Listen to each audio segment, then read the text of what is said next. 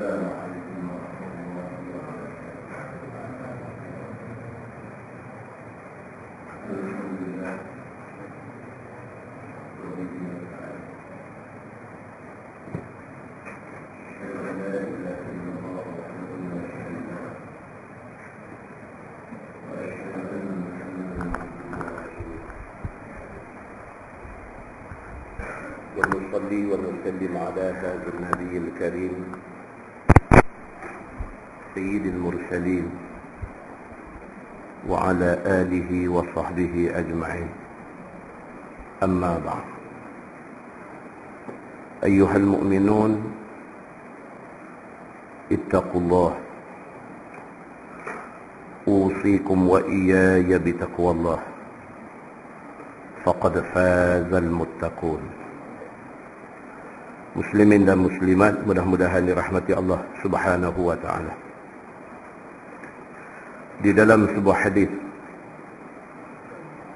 an Anas bin Malik radhiyallahu anhu qala Abu Talhah li Ummi Sulaim laqad sami'tu sawta Rasulillah sallallahu alaihi wasallam dha'ifan أعرف فيه الجوع فهل عندك من شيء؟ فقالت نعم، فأخرجت أقراصا من شعير ثم أخذت خمارا لها فلفت الخبز ببعضه ثم أرسلتني إلى رسول الله صلى الله عليه وسلم فذهبت فوجدت رسول الله صلى الله عليه وسلم في المسجد ومعه الناس، فقمت عليهم فقال رسول الله صلى الله عليه وسلم أرسلك أبو طلحة؟ فقلت نعم. فقال رسول الله صلى الله عليه وسلم لمن معه قوموا، فانطلقوا وانطلقت بين أيديهم حتى جئت أبا طلحة فأخبرته، فقال أبو طلحة يا أم سليم قد جاء رسول الله صلى الله عليه وسلم والناس وليس عندنا من الطعام ما نطعمهم؟ فقالت الله ورسوله أعلم. فانطلق أبو طلحة حتى لقي رسول الله صلى الله عليه وسلم، فأقبل رسول الله صلى الله عليه وسلم وأبو طلحة حتى دخل، فقال رسول الله صلى الله عليه وسلم هلمي يا أم سليم ما عندك؟ فأتت بذلك الخبز. قال فأمر رسول الله صلى الله عليه وسلم بذلك الخبز ففت وعصرت أم سليم عكة لها فأدمته، ثم قال فيه رسول الله صلى الله عليه وسلم ما شاء الله أن يقول، ثم قال ائذن ل10 فأذن لهم فأكلوا حتى شبعوا ثم خرجوا، ثم قال ائذن ل10 فأذن لهم فأكلوا حتى شبعوا ثم خرجوا، ثم قال رسول الله صلى الله عليه وسلم ائذن ل10 فأكل القوم كلهم وشبعوا، والقوم 70 أو 80 رجلا أو كما قال. hadis sahih riwayat Al-Bukhari. Daripada Anas bin Malik radhiyallahu anhu, Kata dia, Abu Talhah pada satu hari bergegas balik ke rumah dan dia kata kepada isteri dia yang bernama Ummu Sulaim,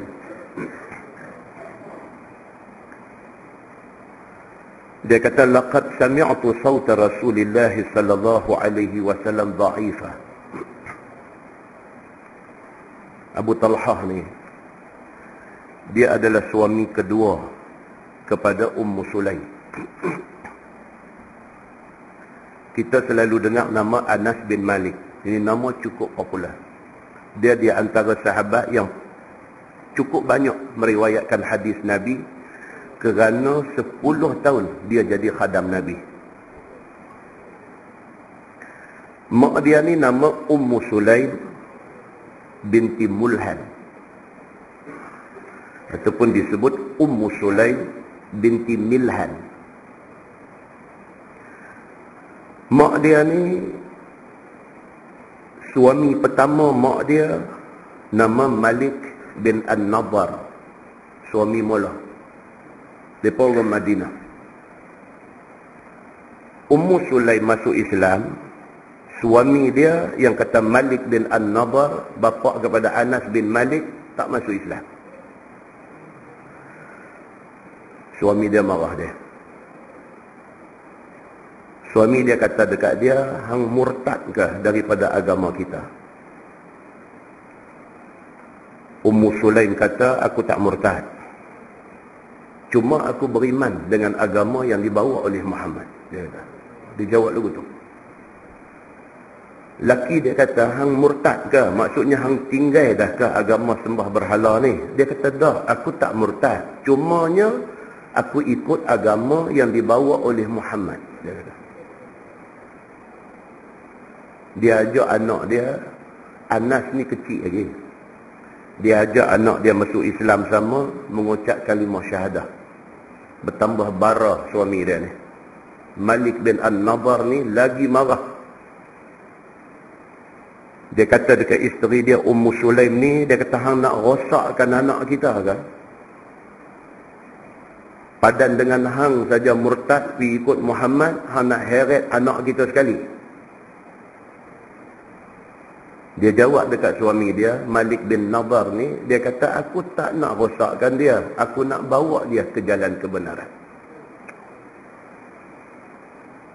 Laki dia tak tahu nak abang marah.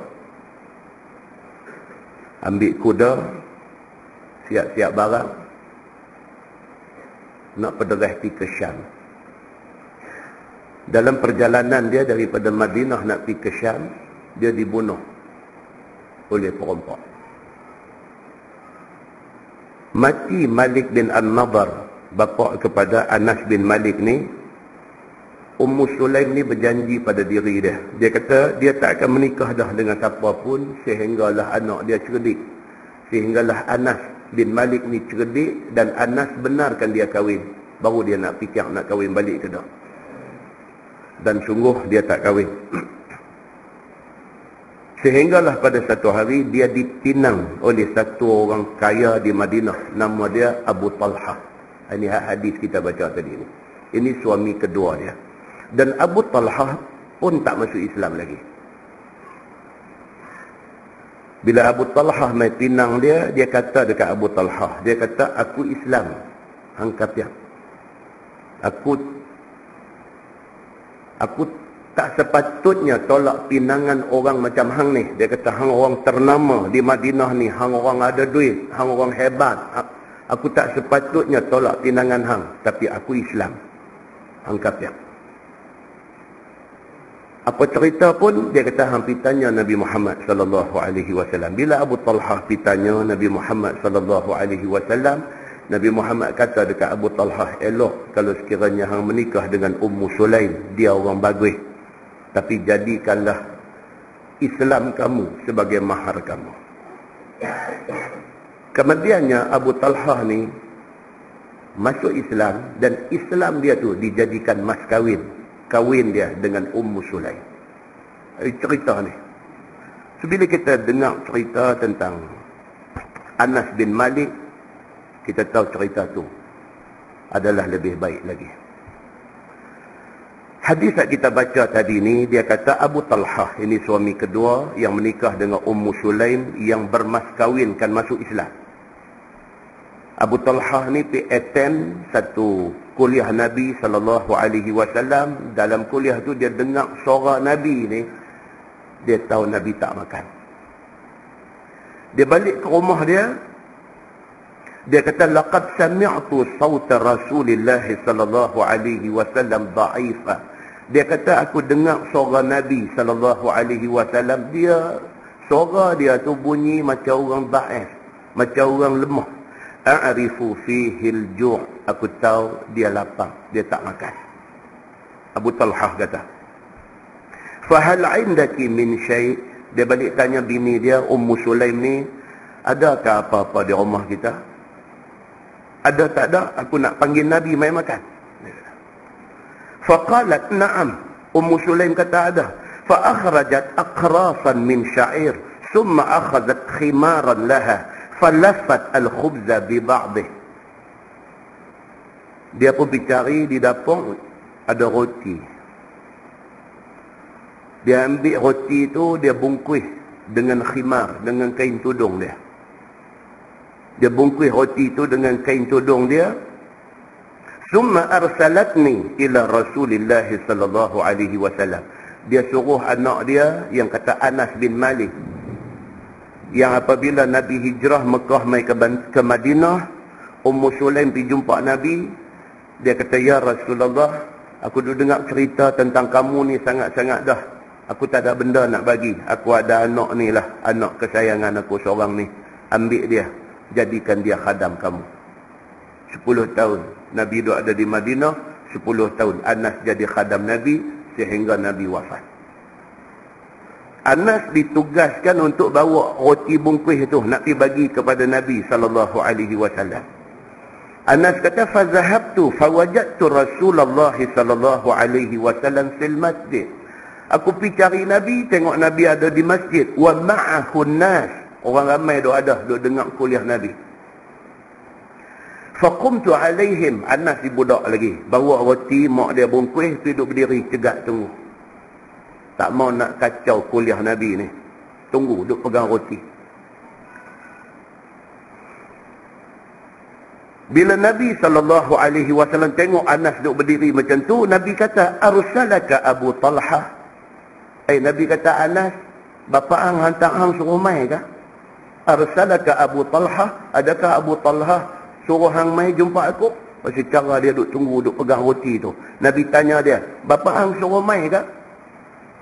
Faqultu na'am. Dia kata, ya, bapa suruh mai. Faqala Rasulullah sallallahu alaihi wasallam liman ma'ahu qumu fantalaqu.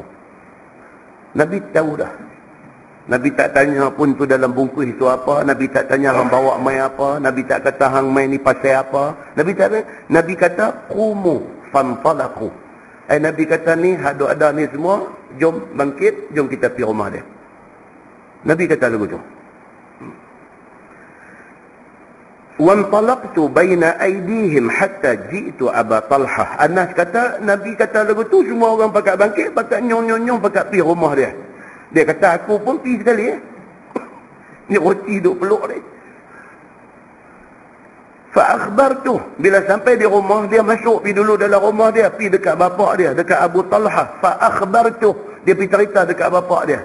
Dia kata, bapak suruh saya bawa roti, pergi bagi dekat Nabi. Saya pergi, saya tak abang apa saya bawa, saya tak abang apa cerita pun. Nabi cuma tanya saya, bapak hang tak suruh mai? Saya kata, ya. Nabi kata, jom pergi rumah dia. Ni macam mana ni?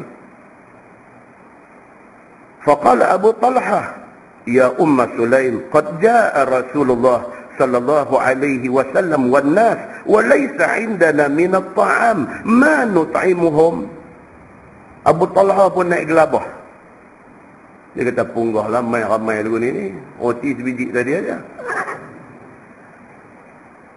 Jangan kisahlah, kita nak buat kenduri. Agak-agak nak jamulan 20 orang. Tentu disimpah pipa 100 orang. Muka tak jadi besar biji kurma. Ya, dia nak jadi. Abu Talhah bila Anas beritahu dekat dia, bapa, saya tak panggil ni semua ni mai. Saya pergi nak bagi roti. Nabi tak kata apa. Tiba-tiba dia kata, qumu. Bangkit-bangkit semua. Fantalaqu. Jom kita pergi rumah dia. Tu saya boleh abang. Abu Talhah dengar, lari pergi dekat bini dia. Dia kata, ya Ummah Sulaim. Wahai Ummah Sulaim. Dia kata, ni macam mana ni? Qad ja'a Rasulullah sallallahu alaihi wasallam wan nas. Nabi mai dengan orang ramai. Dia kata, walaysa indana minat ta'am. Rumah kita tak ada makanan. Dia kata, ma nut'imuhum. Ni nak jamu apa ni? Dia kata, ni macam ni punya ramai, nak jamu apa kat mereka ni? Faqalat, yang kata Ummu Sulaim, dia kata apa? Allah wa rasuluhu a'lam. Steady dia ni. Dia kata dekat laki dia, dia kata Allah dan Rasul lebih tahu. Dia kata, dia duduk pada kedudukan confident macam tu. Kalau kita, bini kita nak gelabah lebih kan, kita boleh buat steady walaupun gelabah. Bini kita dah. Ummu Sulaim, tahap keyakinan dia kepada Allah dan Rasul ni duduk di tahap yang tak boleh nak compromise. Bagi dia, dia yakin penuh bila Nabi buat lagu tu, mesti ada satu benda di sebalik dia. Allah wa rasuluhu a'lam. Dia kata, abang tu saya buat kalut macam ni, Allah dan Rasul lebih tahu. Fantalaqa Abu Talhah hatta laqiya Rasulullah sallallahu alaihi wasallam. Abu Talhah pun kata tak apa, dia pun pergi keluar. Nabi dengan duk ada ramai di luar nak duk tunggu. Dia pun pergi dekat Nabi sallallahu alaihi wasallam. Fa aqbala Rasulullah sallallahu alaihi wasallam wa Abu Talhah hatta dakhala. Dia pergi, dia panggil Nabi saja masuk dulu. Nabi pun masuk dengan dia, dengan Abu Talhah, mai ke dapur dekat dengan Ummu Sulaim duduk ni. Nabi masuk mai dengan dia di dapur ni. Faqala Rasulullah sallallahu alaihi wasallam, halummi ya Ummu Sulaim. Nabi pergi ke dapur, Nabi panggil Ummu Sulaim ni, halummi ya Ummu Sulaim. Ummu Sulaim mai sat. Ma indak? Ada apa di rumah hang? Nabi tanya. Fa'atat bizalikal khubz. Dia ambil balik roti bungkus yang ada dalam kain tadi ni, dia ambil ni aja ada, dia kata. Buka-buka roti seketul.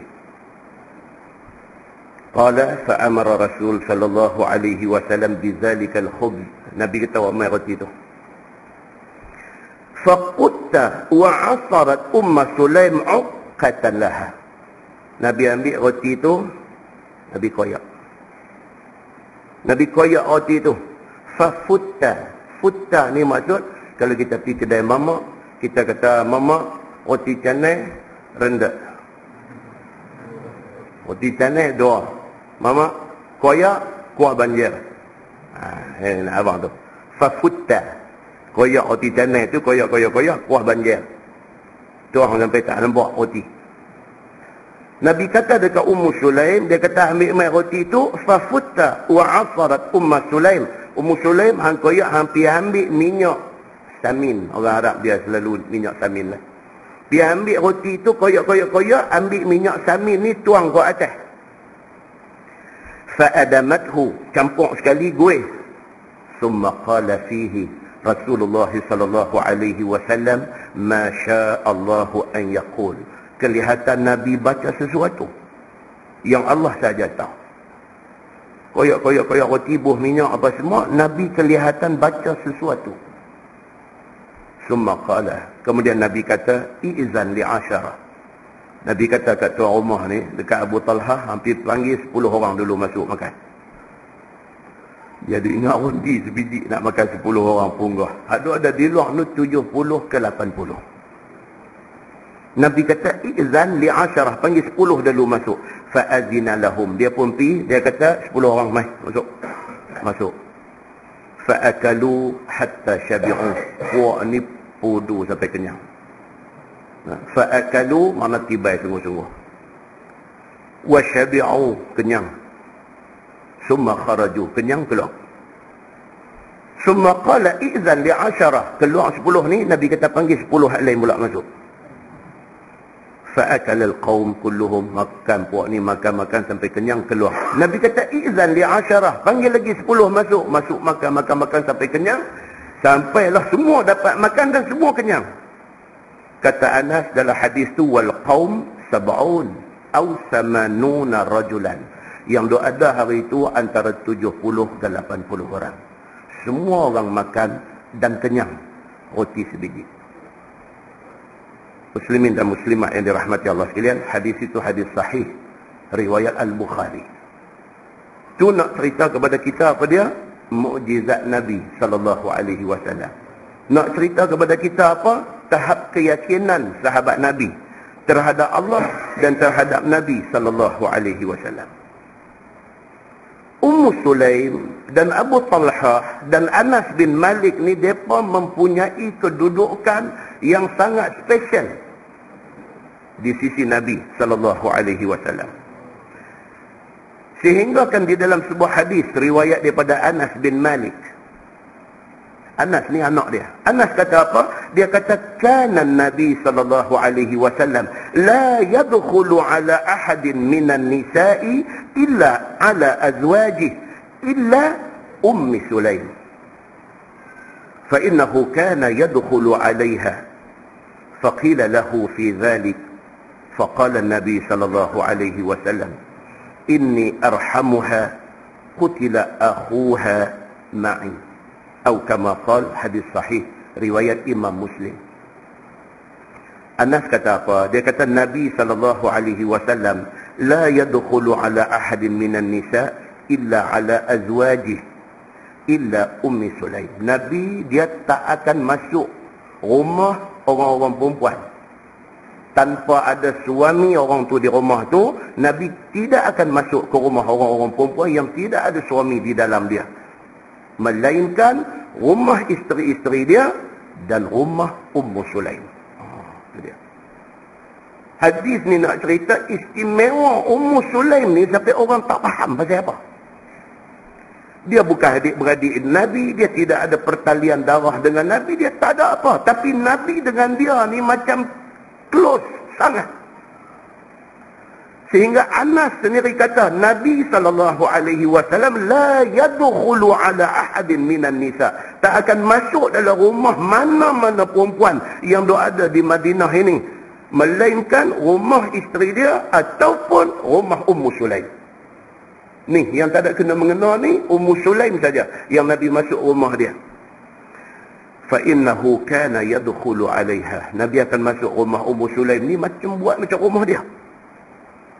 Kita akan baca lagi satu hadis macam mana Nabi buat rumah mereka ni, rumah Anas bin Malik, rumah Abu Talhah, rumah Ummu Sulaim. Nabi buat macam rumah dia ni macam mana. Faqila lahu fi dhalik. Sampai orang tanya Nabi tentang benda ni. Macam mana ni Nabi buat sedangkan bukan adik-beradik, bukan mahram, tak ada pertalian. Nabi boleh keluar masuk rumah mereka macam rumah Nabi. Faqila lahu fi dhalik. Ditanya Nabi tentang hal ni, tentang hal Nabi buat rumah mereka ni macam rumah Nabi ni. Faqala Nabi sallallahu alaihi wasallam inni arhamuha qutila akhuha ma'i. Nabi kata aku dengan Ummu Sulaim ni aku tak tahu cerita. Aku mempunyai satu rasa kesian belah dengan dia yang cukup tinggi. Kerana saudara dia seorang mati ketika sama-sama perang dengan aku. Ada satu sentimental punya benda yang Nabi tak tahu cerita. Sehingga Nabi SAW dengan Ummu Sulaim begitu hal keadaannya. Dalam sebuah hadis riwayat daripada Anas bin Malik juga, dia katakan Nabi SAW yadkhulu baita Ummi Sulaim fayanamu ala firashiha وليست فيه. قال أنس فجاء ذات يوم فنام على فراشها فأتيت فقيل لها هذا النبي صلى الله عليه وسلم نام في بيتك على فراشك. قال أنس فجاءت وقد عرق واستنقع عرقه على قطعة أديم على الفراش ففتحت عتيدتها فجعلت تنشف ذلك العرق fata'siruhu fi qawaririha. ففزع النبي صلى الله عليه وسلم فقال ما تصنعين يا أم سليم؟ فقال يا رسول الله نرجو بركته لصبياننا. قال النبي صلى الله عليه وسلم الصبتي. Ini lagi kasang hadis ni.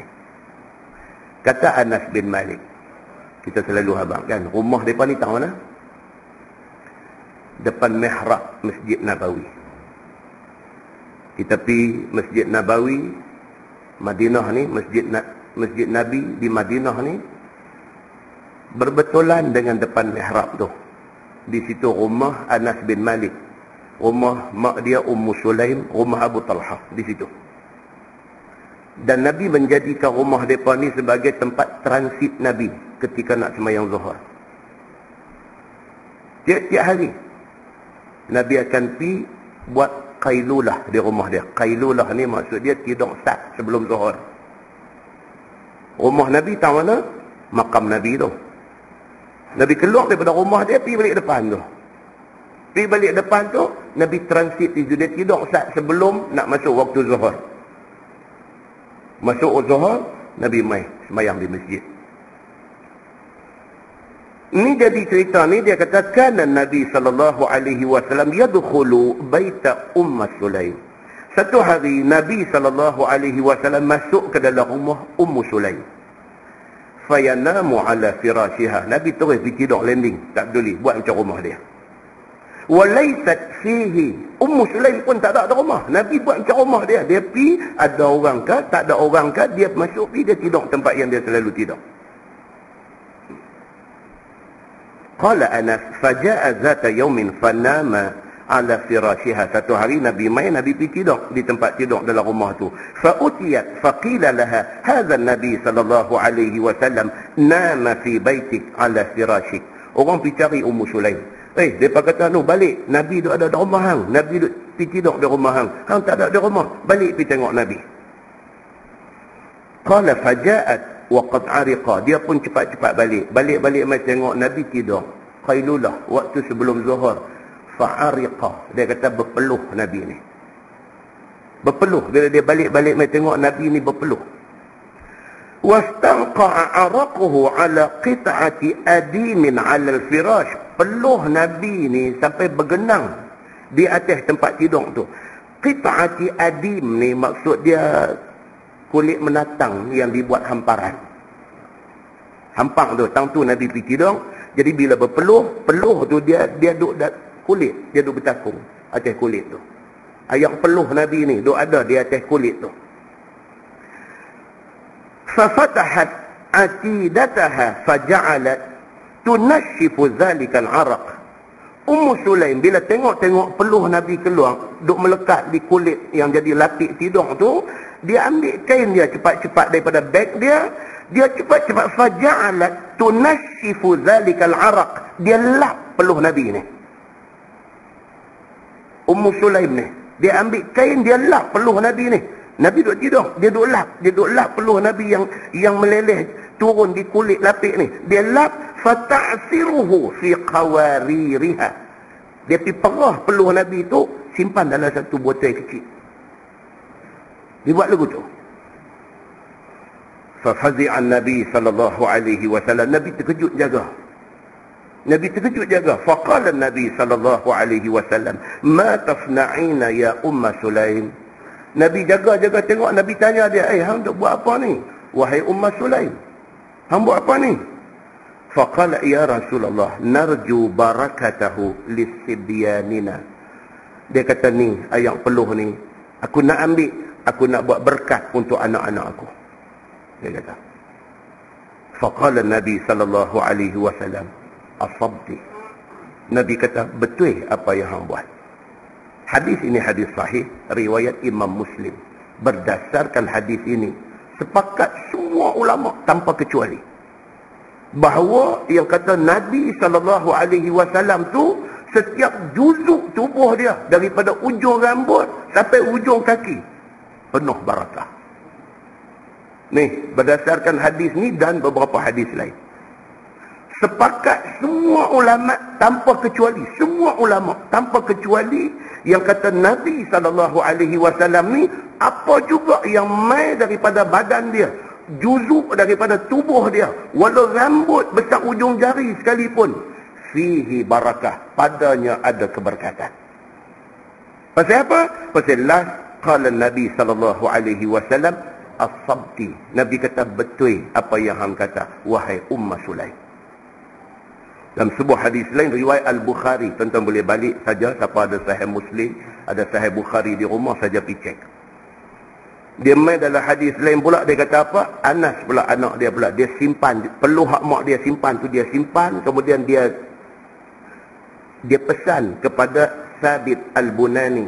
Sabit Al-Bunani ni anak murid dia. Anak murid Anas bin Malik, nama dia Sabit Al-Bunani. Apa pun benda dia pesan dekat Sabit ni.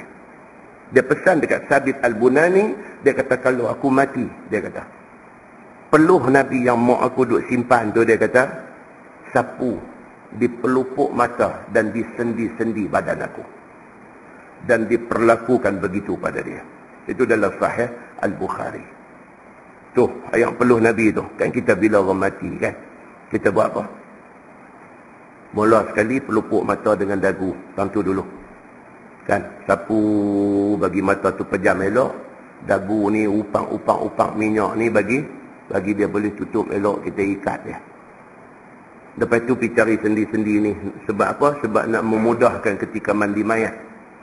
Sendi-sendi ni, jari-jari ni main-main dengan minyak. Main-main dengan minyak. Bagi dia lus elok. Tak pergi mandi mayat mudah.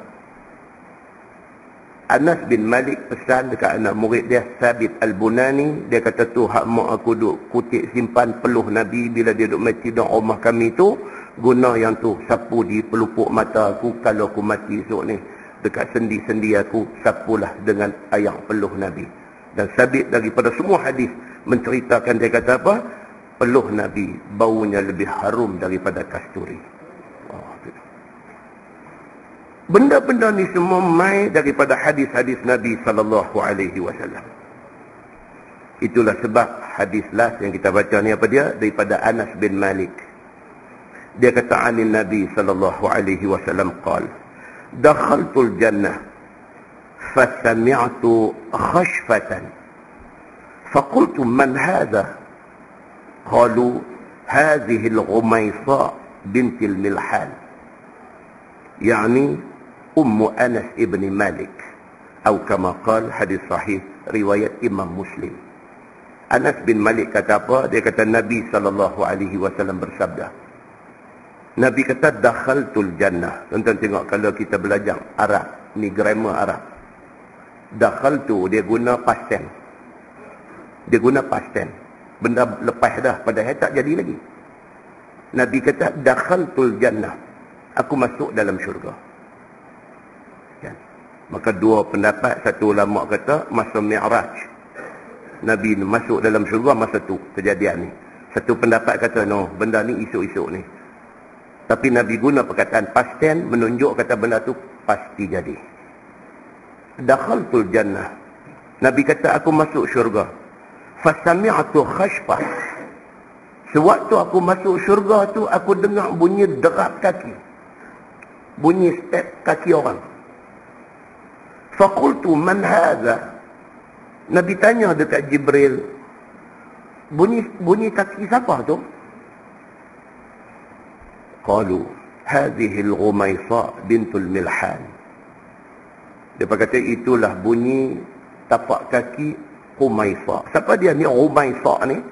Ghumaysa bintul Milhan itu ialah mak kepada Ummu Anas bin Malik, mak kepada Anas bin Malik ataupun Ummu Sulaim. Hadis itu hadis sahih riwayat Imam Muslim. Dan ada beberapa hadis lain yang menceritakan isi hadis yang sama. Maksud dia apa? Confirm Ummu Sulaim ini ahli syurga. Maksud dia apa? Dia mendapat kedudukan yang sangat tinggi di sisi Allah Subhanahu wa taala. Ini yang kata mak kepada Anas bin Malik. Selepas ni bila kita baca hadis, kita dengar Anas bin Malik, kita mau ingat benda ni. Mak dia pun orang hebat. Bukan dia saja, mak dia juga orang hebat. Sehinggakan Nabi SAW dengan tak pasal-pasal, tak sangkut adik-beradik, tak sangkut keluarga, Nabi boleh jadikan rumah mereka macam rumah Nabi. Sehinggakan Nabi SAW mengesahkan bahawa Ummu Sulaim ini awal-awal sudah diperdengarkan kepada Nabi, dia ahli syurga. Nah, mudah-mudahan mukadimah itu memberi manfaat kepada kita insya-Allah. Kita menggunakan Bahrul Mazi jilid 3. Bahrul Mazi jilid 3. Muka surat 182. Muka surat 182, kita masuk tajuk fi salatit tasbih.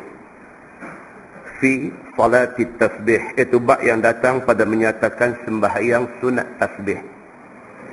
Yakni doanya bersandar kepada tasbih. Ketahuilah saudaraku, telah datang beberapa hadis yang dikeluarkan oleh Imam At-Tirmizi pada membicarakan tentang sembahyang sunat tasbih itu. Ini di antara sembahyang yang juga kontroversi. Ada orang kata sembahyang tasbih ni tidak sabit daripada hadis. Ada kata hadis sembahyang tasbih ini dhaif dan sebagainya. Tetapi hak kita nak baca malam ni, hadis ni Imam At-Tirmizi kata kedudukannya hasan sahih. Tetapi Syekh Nasiruddin Al-Albani, dia kata ini hadis sahih. Dia kata ini hadis sahih. Jadi maknanya sembahyang sunat tasbih berdasarkan kepada hadis yang sahih. Dan dia adalah satu ibadat yang sabit daripada nas. Begitu. Baik. Dia kata, hadisnya an Anas bin Malik radhiyallahu anha. Dia mai Anas bin Malik lagi. Anna Ummu Sulaim ghadat ala Nabi sallallahu alaihi wasallam. Dia mai cerita mak dia juga, Ummu Sulaim. Diriwayatkan daripada Anas bin Malik radhiyallahu anhu.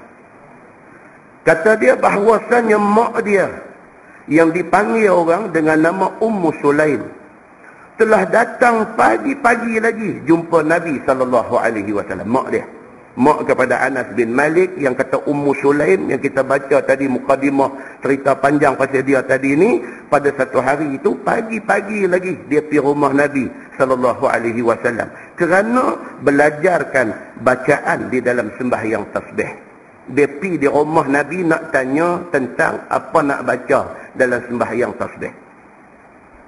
Faqalat alimni kalimatin aquluhunna fi salati. Maka kata Ummu Sulaim, ya Rasulullah, ajaklah kepada aku beberapa kalimat yang aku boleh baca di dalam sembahyang tasbih. Minta Nabi ajak. Pasal apa tuan-tuan? Pasal bab-bab yang melibatkan ibadat khusus. Mesti kena ikut macam mana Nabi habaq. Tak boleh reka. Semayang ibadat khusus, haji ibadat khusus, kita buat umrah ibadat khusus. Apa lagi? Ibadat-ibadat khusus ni, kita buat keluar zakat, ini ibadat khusus. Tak boleh reka.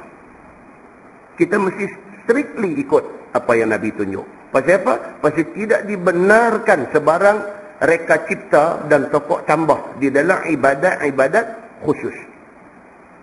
Benda tu very clear. So, bila orang main habang kat kita kata semayang so and so, kita kena tanya dia semayang apa? Adalah hadis ke semayang ni? Kita kena tanya macam tu. Pasal apa? Pasal sembahyang itu ibadat khusus. Begitu. Ummu Sulaim pergi jumpa Nabi, minta Nabi ajak dia semayang tasbih ni macam mana. Sambung hadis tu, dia kata faqala kabbirillaha 10. Sabda Nabi SAW mengucap takbir engkau akan Allah 10 kali. Nabi ajak. Nabi kata apa? Lepas takbiratul ihram, baca 10 kali tasbih dia. Wasabbihillaha 10. Dan juga bertasbihlah kepada Allah 10 kali. Wahmidihi 10. Wahmadihi 10. Dan mengucap alhamdulillah 10 kali. Itu yang kata tasbih tu. Subhanallah, walhamdulillah, wa la ilaha illallah, wallahu akbar. Hadis ada macam-macam riwayat, macam-macam susunan. Ada yang sebut subhanallah dulu, walhamdulillah, wa la ilaha illallah, wallahu akbar. Ada yang hadis sebut Allahu akbar dulu, alhamdulillah, macam-macam. Yang pentingnya itu lafaz semua ada diriwayatkan di dalam hadis yang berbagai-bagai. Begitu. Kemudian dia kata, "Summa salli ma syi'ti." Yaqulu na'am, na'am. Kemudian mintalah apa-apa yang engkau nak kepada Allah Subhanahu wa taala. Nescaya Allah akan kata na'am, na'am. Maka sebahagian ulama hadis kata sembahyang tasbih itu juga adalah sembahyang hajat. Dia berkata, bila kita ada satu hajat dengan Allah Subhanahu wa taala, buat sembahyang tasbih ni. Lepas tu mintalah apa-apa hajat kita kepada Allah. Nabi kata yaqulullah, Allah akan jawab na'am, na'am. Allah akan jawab okey, okey, okey. Apa yang hang minta aku akan bagi. Maka sebahagian ulama kata ini juga di antara bentuk sembahyang hajat. Pasal berdasarkan hadis yang kita baca ni. Nescaya berkata Allah Subhanahu wa taala, na'am, na'am, yakni aku mustajabkan, aku mustajabkan. Kata At-Tirmizi pada bab ini ada riwayat daripada Ibni Abbas dan Abdullah bin Amru dan Al-Fadl bin Abbas dan Abi Rafi'. Dan katanya lagi hadis Anas ini hadis yang hasan lagi gharib. Kemudian dia kata sembahyang tasbih dan kelakuannya. Ini dia nak go detail macam mana cara sembahyang tasbih itu. Dan telah menceritakan akan kami oleh guru kami yang bernama Ahmad bin Abdah. Kata guru dia telah menceritakan kepada aku oleh Abu Wahab. Dan kata Abu Wahab, aku tanya benda ni kepada Abdullah bin Al-Mubarak tentang sembahyang yang diucap tasbih di dalamnya. Maka kata Abdullah bin Al-Mubarak, mula-mula sekali angkat takbiratul ihram, kemudian baca doa iftitah. Dia kata, ini dia nak cerita detail sembahyang tasbih tu macam mana. Dia kata macam biasa, ambil ayat sembahyang, pergi duduk di tempat kita nak sembahyang menghadap kiblat, Allahu Akbar takbir, lepas tu baca doa iftitah. Doa iftitah ni saja, tuan-tuan semak dalam hadis-hadis Nabi, ada lebih daripada 11 riwayat. Doa iftitah saja ada lebih daripada 11 riwayat. Yang kita duk baca yang popular ni apa? Allahu Akbar kabira, walhamdulillahi katsira, wa subhanallahi bukratan wa asila. Kemudian sambung lagi wajjahtu wajhiya lillazi, semua benda tu tak ada dalam mana-mana riwayat. Hak kita duk baca tu. Yang ada dalam riwayatnya hak sekerat mula tu aja, hak tu ada. Allahu Akbar kabira, walhamdulillahi katsira, wa subhanallahi bukratan wa asila. Dekat tu aja ada satu hadis. Ada satu hadis lain pula Nabi takbir Allahu Akbar, wajjahtu wajhiya lillazi. Start dengan wajjahtu wajhiya lillazi. Itu ada satu riwayat. Kita nak kemas lagi, kita cantum dua tu sekali. Tiga. Salah tak salah? Boleh. Wallahu a'lam. Dua-dua tu ada riwayat. Cuma tidak ada riwayat yang mencantumkan dia. Itu. Tapi dua-dua tu ada sabit daripada riwayatnya. Baik, dalam ni dia kata Abdullah bin Al-Mubarak kata takbiratul ihram, kemudian doa iftitah dibaca. Apa dia? Subhanakallahumma wa bihamdik wa tabarakasmuk wa ta'ala jadduk wa la ilaha ghairuk. Itu juga ada riwayat dalam hadis sebagai doa iftitah yang dibaca oleh Nabi. Jadi kalau saja tuan-tuan nak ubah selera, boleh, pasti ini riwayat daripada Nabi sallallahu alaihi wasallam. Kan saja satu hari pergi Allahu Akbar, subhanakallahumma wa bihamdik, kawan sebelah duk kali ni. Ni mazhab mana pula, dia kata awak dia tak baca Allahu Akbar kabira kan. Pasal kita hafal hak tu saja. Jadi bagi kita hak lain salah semua. Kan? Dia ada lebih daripada 11 riwayat, mana-mana satu dibaca tidak jadi salah. Yang pentingnya mai daripada Nabi sallallahu alaihi wasallam. Kan? Macam duduk antara dua sujud. Apa juga? Kita baca Rabbighfirli warhamni wajburni warfa'ni warzuq. Kita baca. Ada riwayat kata Nabi baca apa? Rabbighfirli. Itu aja. Rabbighfirli. Lepas itu sujud balik. Subhana rabbiyal a'la. Duduk antara dua sujud, Nabi baca Rabbighfirli. Sat aja. Kadang-kadang kita heran, ni cepat dia baca macam mana? Dia Rabbighfirli saja. Kan? Kan? Satu benda tu memang ada hadis, benda tu sunnah. Kan? Yang kedua, kira dia jenis suka pilih hak pendek kan? Kan? Salah tak dia? Tak salah. Dia buat menepati apa yang Nabi buat. Cuma silap kita tak ambil tahu semua. Kita hafal hak tu daripada sekolah tadika, tazki dulu ni, kita hafal hak tu, sampailah kita nak mati esok dia baca tu aja. Kan? So Abdullah bin Al-Mubarak dia kata apa? Lepas takbiratul ihram baca doa iftitah. Yang dicadangkan oleh dia kata baca subhanakallahumma wa bihamdik wa tabarakasmuk wa ta'ala jadduk wa la ilaha ghairuk. Banyak tu. Habis baca doa iftitah, maka engkau ucapkan tasbih tadi 15 kali. Dia kata. Itu dia tulis 5 kali tu. 15 kali. Okey. Okay. Kemudian dia kata, bacalah subhanallah walhamdulillah wa la ilaha illallah wallahu akbar. Dia kata. Kemudian engkau kata a'udzubillahi minasyaitonir rajim dan baca Fatihah daripada awal sampai habis. Dia kata. Kemudian bacalah mana-mana satu surah. Lepas habis baca surah, engkau baca lagi tasbih subhanallah walhamdulillah wa la ilaha illallah wallahu akbar 10 kali. Lepas tu rukuk dia kata.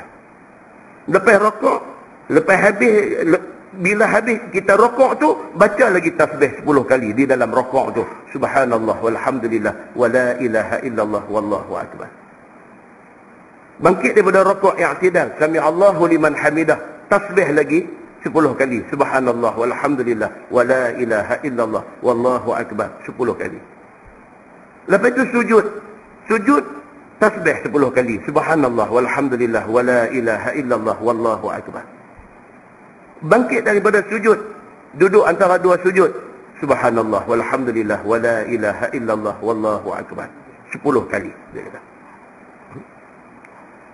Kemudian sujud kali yang kedua, baca subhanallah walhamdulillah wa la ilaha illallah wallahu akbar 10 kali. Maka sembahyanglah engkau 4 rakaat seperti itu. Cuba tengok balik, kita bilang balik, cukup tak pada tiap-tiap rakaat itu 75 kali? Lepas kita takbiratul ihram 15. Lepas tu kita habis baca surah 10. Jadi apa? 25. Rukuk 10. 35. I'tidal 10. 45. Kemudian sujud 10. Berapa? 55. Bangkit daripada sujud 10. 65. Sujud lagi sekali 10. 75. Satu rakaat. Dibuat 4 rakaat, 75 kali 4, 300 kali tasbih.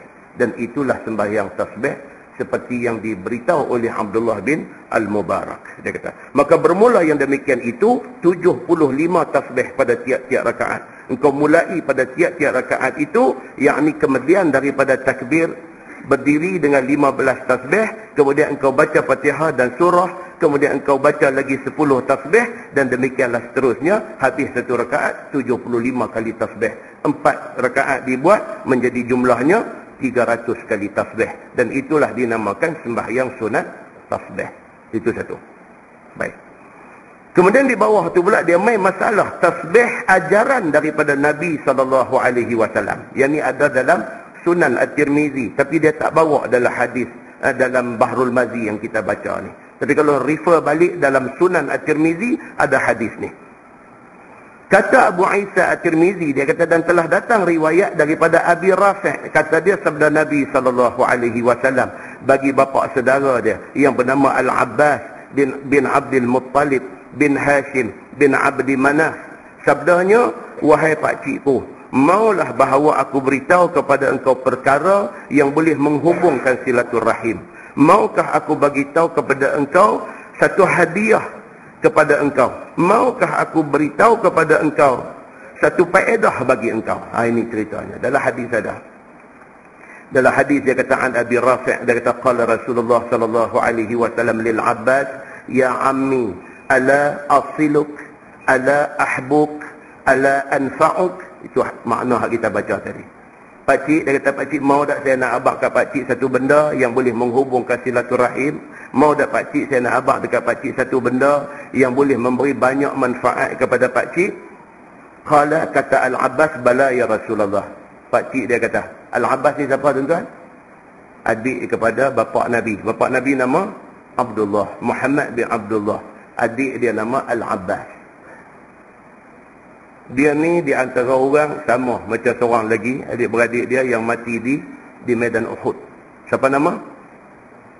Yang kata Sayyidus Syuhada, yang jadi pengulu kepada syuhada, Hamzah bin Abdul Muttalib. Mereka ni semua adik-beradik dengan bapa Nabi. Al-Abbas ni bila dia masuk Islam, dia duk apit Nabi. Nabi pergi mana pun dia duk apit Nabi. Dia duk ada, dia right hand man Nabi. Ni Al-Abbas ni. Nabi satu hari panggil dia. Nabi kata, ya Ammi, pakcik. Dia kata, pakcik mau tak saya nak beritahu dekat pakcik satu ibadat yang cukup baik? Dia kata, tentulah pakcik mau. Qala Nabi. Nabi kata, ya Ammi, salli 4 rakaat. Nabi kata, sembahyanglah 4 rakaat. Taqra'u fi kulli raka'atin bi Fatihatil Kitab wa surah. Tiap-tiap rakaat, yang 4 rakaat tu pakcik baca Fatihah dan baca satu surah. Fa idzan qadat al-qira'ah faqul Allahu akbar walhamdulillah wa subhanallah wa la ilaha illallah. Pakcik habis baca Fatihah, pakcik habis baca surah, pakcik bacalah tasbih ni 15 marrah, 15 kali. Macam tu pula. Hak tadi, riwayat tadi dia kata apa? Lepas iftitah baca 15. Kan? Hak ni dia kata apa? No, lepas baca Fatihah, baca surah, baru baca 15. Macam ni boleh, macam tadi pun boleh. Dua-dua sabit daripada hadis Nabi. Okey, ini satu riwayat yang kedua.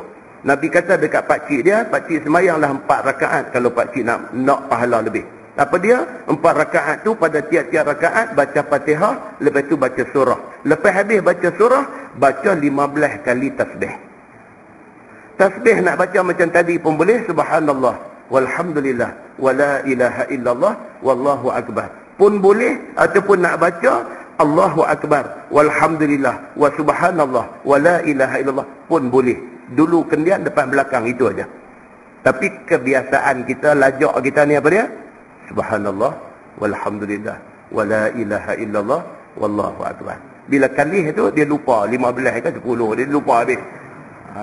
Kita lagu tu lah, kita dah biasa lagu tu. Kan? Kita dah biasa subhanallah, walhamdulillah, wala ilaha illallah, wallahu akbar. Mai doa abang kata dak Allahu akbar, walhamdulillah, wa subhan. Macam mana tu? Jadi hak tu pun jadi celaru, 15 pun celaru, 10 pun celaru. Lain jumlah-jumlah jadi berapa pun tak tahu. Kira cukup lah 75. Dia jadi celaru habis semua. Kan? Jadi ambil hak mana selesa dengan kita, hak mana-mana pun tidak salah. Begitu. So Nabi kata dekat pakcik dia, semayang 4 rakaat mula dengan takbiratul ihram, lepas tu iftitah, lepas tu baca Fatihah, lepas tu baca surah, lepas tu 15 kali baca tasbih tadi. Qabla an tarka' summa rka' faqulha 10. Lepas tu raka' 10, dia kata. Bangkit daripada raka' 10, dia kata. Kemudian sujud 10. Bangkit daripada sujud 10, dia kata. Kemudian sujud pula 10, dia kata. Jumlah dia tak lagi jadi berapa? 75 juga. Serupa macam hadis tadi juga. Cuma mai tang hujung tu dia ada tambah sikit dalam riwayat ni. Dia kata qala Nabi sallallahu alaihi wasallam. Sebagai menjawab kepada soalan pakcik dia Al-Abbas, dia kata, ya Rasulullah, wa man yastati' an yaqulaha fi kulli yawm. Pakcik dia kata, macam mana kalau sekiranya kita tak mampu nak buat tiap-tiap hari? Al-Abbas kata dekat Nabi, kalau kita tak mampu nak buat tiap-tiap hari sembahyang tasbih ni, macam mana?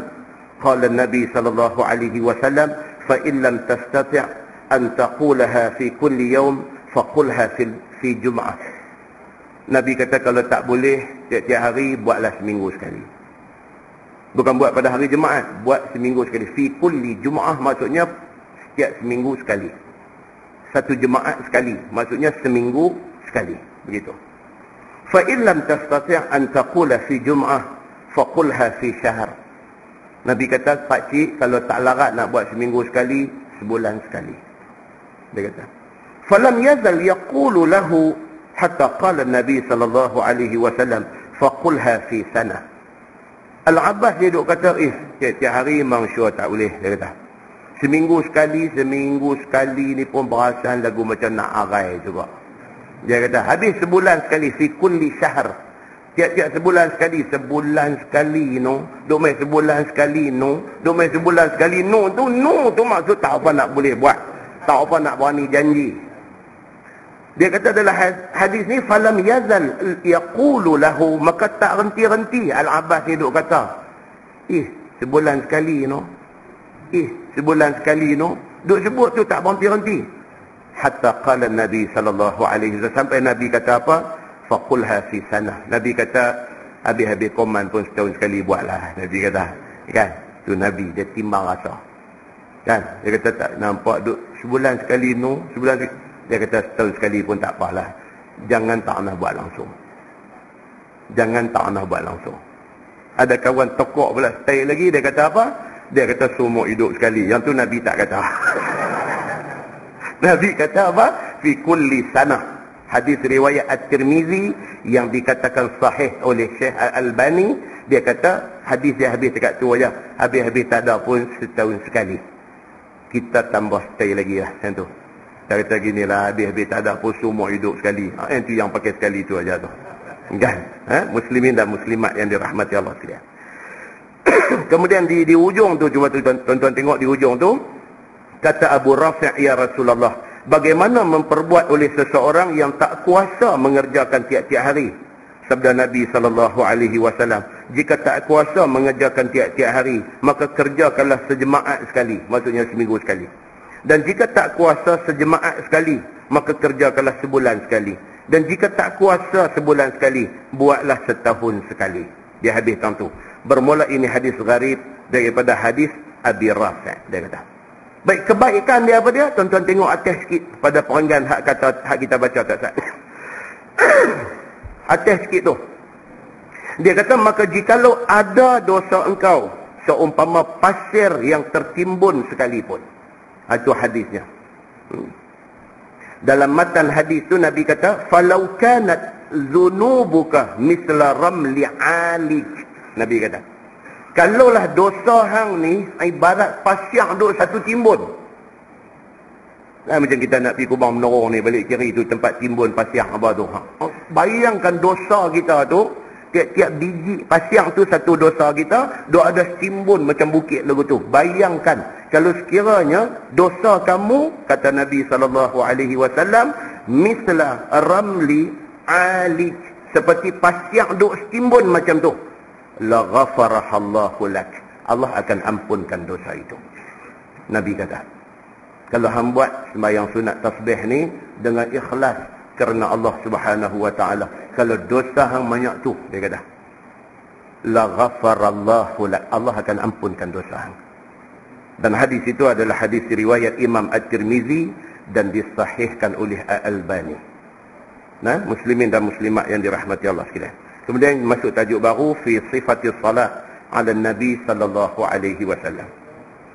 Itu bab yang datang pada menyatakan sifat selawat ke atas Nabi sallallahu alaihi wasallam. Ketahuilah saudaraku, telah datang hadis yang dikeluarkan oleh Imam At-Tirmizi tentang kaifiat ataupun cara nak selawat Nabi sallallahu alaihi wasallam. Yakni selawat di dalam salam, iaitu ketika kita tahiyat sembahyang. Itu maksud dia. Macam mana bacaan dalam tahiyat sembahyang tu dia ada mengandungi selawat Nabi. Macam mana selawat itu nak kata macam mana? Hadis dia an Ka'b bin Ujrah radhiyallahu anhu qala, qulna ya Rasulullah, hadha salam alayka qad alimna, fa kaifa as-salah alayka?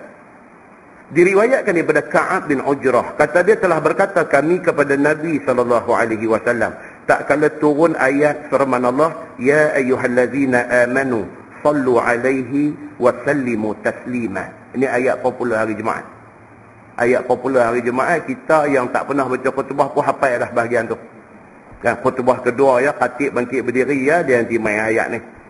Qala Allah Ta'ala fi kitabihil aziz, ya ayyuhallazina amanu sallu alaihi wa sallimu taslima. Kita pun terus Al-Hafiz ayat tu ajalah. Al-Hafiz kita ni. Kan? Popularnya ayat tu. Apa maksud dia? Wahai orang-orang yang beriman, selawatlah sekalian kamu kepada Nabi Muhammad sallallahu alaihi wasallam dan ucaplah salam kepadanya. Tu. Kita bila sampai di Madinah ni, bila sampai depan makam Nabi kan, bagi salam tu kita mau ingat ni. Ni satu apa Quran suruh. Ni ayat ni. Ya ayyuhallazina amanu sallu alaihi wasallimu taslima. Suruh kita bagi salam dekat Nabi. Selawat dan salam. Bila sampai depan makam tu, assalamu alayka wa rahmatullah wa barakatuh ya Rasulullah. Dan kita kena pasang dalam kepala kita apa dia? Hadis Nabi. Allah mengembalikan warudda ruh fi jasadi. Nabi kata Allah mengembalikan roh kepada jasad aku untuk nak jawab salam itu. Tu sebab bila kita sampai di situ, orang bagi salam air mata keluar. Pasal dia pasang benda tu. Dia bagi salam tu, Nabi jawab salam dia. Nabi jawab, wa alaikassalam ya Syamsuri. Allahu Akbar. Dan ke atas engkau selamat wahai Syamsuri. Nabi ucap selamat kat kita. Pasal apa? Pasal kita bagi salam ke dia. Tuntutan memberi salam dan berselawat ke atas Nabi ini bukan hadis saja, bahkan sabit daripada ayat Quran. Kita bila sampai di situ, kita boleh tengok rupa orang daripada seluruh pelusuk dunia, daripada bagi salam dekat Nabi tu, air mata berjurai-jurai ni. Dia duk bagi salam tu, dia duk pegang dada dia, air mata duk turun. Dia sayang kat Nabi tu. Dan dia tak boleh nak tahan perasaan. Macam dia tahu Nabi jawab salam dia. Ini nak cerita ni. Ya ayyuhallazina amanu sallu alaihi wa sallimu taslima. Wahai orang yang beriman, selawatlah sekalian kamu ke atas Nabi sallallahu alaihi wasallam dan ucap salam kepadanya. Ya Rasulullah, salam atas engkau. Sesungguhnya telah kami tahu dengan ajaran engkau, iaitu assalamu alayka ayyuhan nabi wa rahmatullahi wa barakatuh. Maka bagaimana pula kaifiat salawat ke atas engkau wahai Tuhan? Sahabat tanya, bagi salam kami tahu dah, assalamu alayka ya Rasulullah wa rahmatullahi wa barakatuh. Salam kami tahu dah. Nak selawat ni macam mana? Sahabat tanya Nabi. Maka ajarlah hamba sekalian tentang selawat kepada Tuhan. Faqala qulu Allahumma salli ala Muhammad. Itu yang Nabi ajar. Maka sabda Nabi sallallahu alaihi wasallam, katalah olehmu Allahumma salli ala Muhammad wa ala ali Muhammad. Itu selawat yang paling sempurna. Pasal apa? Pasal itu yang terbit daripada mulut Nabi. Ajak sahabat. Bila sahabat tanya cara nak selawat. Modification yang berlaku hari ini atas niat yang baik. Kan? Dia kata Allahumma salli ala Sayyidina Muhammad. Dia modify yang hak Nabi ajak tu. Dia masukkan Sayyidina. Sayyid. Sayyid ni makna Tuan. Ya Sayyidi. Maksudnya wahai Tuan aku. Jadi dia masukkan word tu, word Sayyidina, dengan tujuan nak tunjuk more respect kepada Nabi. Salah ke tak? Wallahu a'lam. Niat dia nak tunjuk lebih respect dia kepada Nabi, mungkin tak salah. Tapi kalau kita sebut Allahumma salli ala Muhammad, hak tu paling cantik. Pasal apa? Itu yang Nabi ajak. Begitu. Nak tunjuk respect kepada Nabi cara lain, bukan dengan cara mengubah ajaran Nabi. Begitu. Nah, so dia kata apa? Allahumma salli ala Muhammad wa ala ali Muhammad kama sallaita ala Ibrahim innaka Hamidum Majid wa barik ala Muhammad wa ala ali Muhammad kama barakta ala Ibrahim innaka Hamidum Majid. Itu full selawat yang boleh dibaca ketika tahiyat kita di dalam sembahyang. Begitu. Baik, dia kata selawat Nabi dan doanya serta maknanya. Itu makna dia nak beritahu tadi itu yang kita duk baca. Allahumma salli ala Muhammad. Maknanya wahai Tuhan, turunkanlah rahmat kepada Nabi Muhammad sallallahu alaihi wasallam. Kerana bahawasanya engkau Tuhan yang tahu dengan segala barang yang layak dengannya daripada yang demikian itu. Tu ucapan selawat tu maknanya kita kata Allahumma salli ala Muhammad. Ya Allah, turunkanlah rahmat belas kasihan engkau kepada Nabi Muhammad sallallahu alaihi wasallam. Itu maksud dia.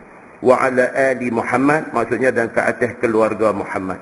Kama sallaita ala Ibrahim, seperti mana engkau dah turunkan rahmat ke atas Nabi Ibrahim.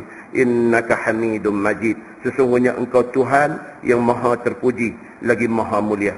Wa barik ala Muhammad wa ala ali Muhammad, dan berkatkanlah olehmu wahai Tuhan, dan tetapkanlah dan kekalkanlah atas Muhammad itu barang yang engkau beri akan dia daripada kemuliaan dan karamah. Anda boleh bayang tak hadis yang kita baca tadi? Macam mana Ummu Sulaim punya tak tahu nak buat sayang ke Nabi ni, tak tahu nak buat dah sampai peluh Nabi, dia lap, dia perah simpan. Kita tak hidup zaman tu. Kita hidup zaman lah ni. Carilah apa cara sesuai dengan petunjuk Nabi untuk nak tunjuk kecintaan kita kepada Nabi sallallahu alaihi wasallam. Baik. Dan tambah olehmu akan dia daripada kamalat barang yang layak dengan dikau dan dengan dia, dan juga ke atas keluarga Nabi Muhammad sallallahu alaihi wasallam, kama barakta ala Ibrahim innaka Hamidum Majid, sebagaimana engkau berkatkan ke atas Ibrahim bahwasanya engkau Tuhan yang sangat terpuji lagi sangat mulia. Dan kata At-Tirmizi, dan pada bab ini ada riwayat daripada Ali dan Abi Humaid, dan daripada Abi Mas'ud, dan daripada Sa'id, dan daripada Talhah, dan daripada Buraidah, dan daripada Zaid bin Kharijah, dan daripada Abi Hurairah. Banyak. Nah, abang kata ramai sahabat meriwayatkan hadis tentang cara selawat kepada Nabi sallallahu alaihi wasallam. Begitu. Baik, bawah tu tengok. Masalah ni saya akan baca laju pasal dia ulang macam tu. Masalah dia kata selawatkan Nabi di dalam tahiyat itu fardu atau sunat. Ini perbahasan fiqh. Kita dalam semayang kita tahiyat tu kita selawat dekat Nabi. Selawat tu fardu, wajib ataupun sunat. Selawat tu. Kata Imam Syafi'i, telah difardukan Allah Azza wa Jal akan selawat ke atas Nabi sallallahu alaihi wasallam dalam Quran. Firman Allah, innallaha wa malaikatahu yusalluna 'alan nabi ya ayyuhalladzina amanu sallu 'alaihi wa sallimu taslima. Itu ayat popular juga. Bahwasanya Allah Subhanahu wa taala dan malaikatnya selawat ke atas Nabi. Bukan kata kita disuruh selawat dekat Nabi. Allah beritahu dalam Quran apa dia? Innallaha wa malaikatahu. Allah dan malaikat pun ucap selawat dekat Nabi. Apa yang kita ni gedebel sangat tak mau nak selawat Nabi? Allah pun ucap selawat dekat Nabi. Allah cipta Nabi Muhammad, dia ucap selawat dekat Nabi. Dia sayang dekat Nabi yang dia cipta ni. Kan kita balik kepada hadis, kita baca hadis tentang syafaat Nabi Muhammad sallallahu alaihi wasallam. Kan cerita hadis panjang. Manusia di mahsyar itu kita lah. Kita ni semua di mahsyar itu ni dalam keadaan serba susah, serba payah. Ayat peluh ni masing-masing orang, masing-masing sesuai dengan amalan dia masa atas dunia. Ada yang ayat peluh sampai buku lali. Nabi kata ada yang ayat peluh sampai rukbataihi, sampai dua lutut dia. Ada ayat peluh sampai hikwai, sampai dekat pinggang dia. Ada yang ayat peluh ni duduk tenggelam di padang mahsyar ni. Ada yang ayat peluh sampai tenggelam di hidung dia. Matahari diturunkan kadar sejengkai di atas kepala. Dalam keadaan serba susah, serba payah ni, masing-masing duk cari siapa kok boleh tolong kita, lepas kita daripada kepayahan ini. Ni hadis sahih. Dari riwayat Al-Bukhari ada, dalam riwayat Muslim ada ni hadis ni. Maka berbondong-bondong manusia ni pergi cari. Mula-mula pergi cari siapa? Adam alaihi salam. Bila sampai mereka kata, anta abun nas. Wahai Adam, engkau bapa kepada segala manusia. Tengoklah keadaan payah, susah payah kami di mahsyar ni. Tolonglah kami, syafaatkan kami, lepaskan kami daripada getir mahsyar ini. Adam kata, tak nampak jalan aku nak tolong, aku pun ada satu kes nak bercara di depan Allah Subhanahu wa taala. Pi kepada Nabi Nuh alaihi salam, pi sampai Nabi Isa alaihi salam, last semua pun mengaku tak boleh tolong. Pasal kami pun ada hal dengan Allah nak kena bercara. Sampai kepada Nabi Muhammad sallallahu alaihi wasallam. Bila sampai ke Nabi Muhammad sallallahu alaihi wasallam, Nabi Muhammad ni terus pergi duduk di bawah arasy. Dia sujud di bawah arasy itu. Dia minta dekat Allah. Dia kata, ya Allah ummati. Dia kata, ya Allah, mereka ni umat aku. Tolong mereka. Tak dan sempat Nabi Muhammad nak angkat kepala. Allah kata apa? Ya Muhammad, irfa' ra'sak. Wahai Muhammad, angkat kepala. Allah tak boleh tengok Nabi Muhammad pergi letak kepala minta kat dia ni. Dia tak boleh tengok. Dia kata, ya Muhammad, irfa' ra'sak. Muhammad, angkat kepala. Minta, fasal. Tuhan kata, minta, anak minta apa? U'tika. Aku akan bagi apa yang hang minta. Nabi Muhammad kata apa? Ya Allah, umat aku, tolong mereka. Dia lepas sekumpulan besar daripada umat Muhammad daripada susah masyarakat. Ini hadis yang sahih. Dalam Bukhari ada, dalam Muslim ada. Begitu besar kedudukan Nabi Muhammad sallallahu alaihi wasallam di sisi Allah Subhanahu wa taala. Begitu istimewa dia sehingga ayat kita baca ni, dia kata innallaha wa malaikatahu yusalluna 'alan nabi. Sesungguhnya Allah dan malaikat-malaikatnya yusalluna 'alan nabi, berselawat kepada Nabi sallallahu alaihi wasallam. Ya ayyuhallazina amanu, wahai orang-orang yang beriman, sallu alaihi wasallimu taslima. Selawatlah kepada Nabi, Tuhan kata, dan ucapkanlah salam kepada dia. Bila lucu sekali Allah suruh dalam Quran. Baik, kata Syafi'i, maka tiada ada fardu selawat atas Nabi sallallahu alaihi wasallam itu yang terlebih aula daripada dalam sembahyang. Imam Syafi'i dia kata apa? Kalau selawat ini Allah suruh sangat-sangat, maka tempat selawat yang paling cantik bila waktu sembahyang. Imam Syafi'i kata. Maka kerana itu Imam Syafi'i kata, ketika kita baca tahiyat, selawat kepada Nabi itu menjadi fardu dan wajib dibaca. Itu kata Imam Asy-Syafi'i. Dan telah kami dapati akan dalil daripada Nabi SAW dengan barang yang aku sifatkan itu. Dia kata ada hadis yang mengatakan Nabi suruh selawat ketika tahiyat di dalam sembahyang. Daripada bahawasanya selawat ke atas Nabi SAW itu menjadi fardu di dalam sembahyang. Dia kata wallah tu bukan habis baca kita. Habis tajuk ni. Haji dandan perbetul orang tu kira nak pergi keluar tak lagi, ada sikit lagi.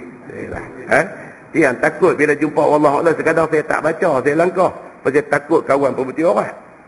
Kita habis dandan tengok jam, oh cantik malam ni 9 dia habis. Tak habis lagi. Baik, dia kata Imam Nawawi di dalam Syarah Muslim, ketahuilah olehmu bahawasanya ulama berbeza pendapat pada wajib selawat ke atas Nabi sallallahu alaihi wasallam mengiringi tahiyat akhir di dalam sembahyang. Ulama berbeza pendapat. Maka bermula mazhab Hanafi, mazhab Maliki dan juga jumhur ulama bahawasanya sunat sahaja. Jumhur ulama, Imam Malik dan juga Imam Abu Hanifah, bagi mereka selawat di dalam tahiyat ini sunat saja, bukan fardu. Jikalau tinggal sembahyang sah. Itu yang kata sunat. Kalau tak selawat di dalam tahiyat tu tak selawat. Kan asyhadu an la ilaha illallah wa asyhadu anna Muhammadar Rasulullah. Dia tak selawat, dia habis. Di sisi mazhab Hanafi, mazhab Maliki dan juga jumhur ulama, sembahyang tu sah, dia kata. Dan telah berjalan Imam Syafi'i dan Imam Ahmad bin Hanbal rahimahumallah kepada bahawasanya wajib. Imam Syafi'i mazhab kita dan Imam Hanbali mazhab Mekah Madinah, dia kata apa? Wajib selawat di dalam tahiyat. Jikalau tertinggal, tiada sah sembahyang itu. Ini beza dari segi hukum fiqhnya begitu.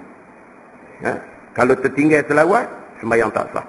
Dan ialah yang diriwayatkan daripada Umar Al-Khattab dan daripada anaknya Abdullah bin Umar bin Al-Khattab radhiyallahu anhuma, dan ini juga menjadi pendapat Asy-Sya'bi, dia kata. Baik, dia kata selawat Nabi dan dalil wajibnya. Yang tu pun dia nak ulang lagi tu. Ulang lagi. Tuan-tuan tengok sebelah. Baik, dia di bawah, di tengah tu. Masalah, dia kata selawatkan Nabi itu wajib semua hak Nabi ajar ke atau macam mana? Kata Imam Nawawi, bermula yang wajib selawat Nabi mengiringi tahiyat akhir itu, kata ashab Syafi'i, ialah Allahumma salli ala Muhammad. Kan? Di sisi mazhab Syafi'i, kalau setakat tu aja sampai Allahumma salli ala Muhammad, tak masuk keluarga, tak masuk wa ala ali Muhammad, tak masuk, dia kata sah dah. Setakat tu pun dah okey. Dan barang yang lebih daripada Allahumma salli ala Muhammad, barang yang lebih daripada itu, kata mazhab Syafi'i, sunat sahaja. Dia kata begitu. Dan ada bagi kita satu wajah yang syaz, bahawasanya wajib selawat ke atas ke atas keluarganya. Itu satu juga pendapat dalam mazhab Syafi'i juga. Dia kata dalam tahiyat akhir, kalau kita baca At-tahiyatul mubarakatus salawatut tayyibatu lillah tu, sampai tang selawat Allahumma salli ala Muhammad, tak sambung wa ala ali Muhammad. Ada pendapat dalam mazhab Syafi'i kata sembahyang tu tak sah. Pasal dia kena selawat Nabi dan keluarga Nabi sekali, barulah sembahyang itu sah. Itu juga pendapat dalam mazhab Syafi'i. Cerita dia lagu ni, pening kepala semua tak mau, tahiyat akhir baca sampai wa ala ali Muhammad, habis selesai. Dia baca kitab ni kadang-kadang dia ni kata boleh, ni kata tak boleh, ni kata boleh, ni kata tak boleh, ni kata boleh, ni kata tak boleh. Dia tak mayang terus kita ni. Dia pergi jadi lagu tu pula. Orang kita ni dia tak mau apa? Dia tak mau complicated. Dia tak mau complicated, tak mau doa abang renyah jadi susah-susah, tak mau. You simplify. Bagi tahu mai kata kena buat ke tak kena buat yang tu ya. Quran, hadis apa banyak-banyak dia tahu ustaz baca seorang sudah. Abang kat kami nak kena buat ke tak boleh buat yang tu ya. Otak kita ni kalau sekian nak jual mahal. Ya kata. Pasal apa? Pasal elok, pasal tak guna. Otak kita ni tak guna. Sayang nak guna tu. Fikir sikit pun tak boleh dah, sakit kepala, migraine, dia main macam-macam. Otak kita ni.